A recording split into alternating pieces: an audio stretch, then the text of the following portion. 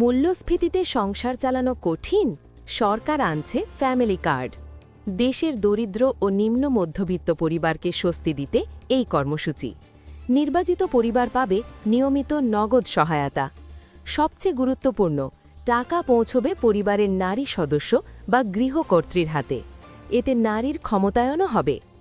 সমাজ কল্যাণ মন্ত্রণালয় বলছে, বিদ্যমান অনেক সামাজিক ভাতার তুলনায় সহায়তার পরিমাণ বেশি হতে পারে।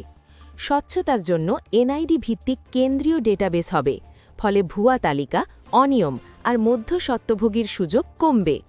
প্রথমে কিছু এলাকায় পাইলট প্রকল্প হবে, এরপর ধাপে ধাপে সারা দেশে সম্প্রসারণ।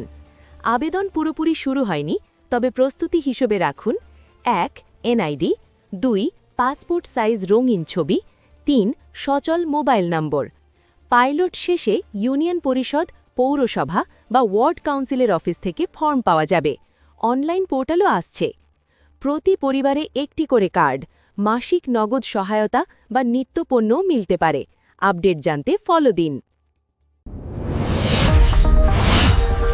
Subscribe now for daily news and updates.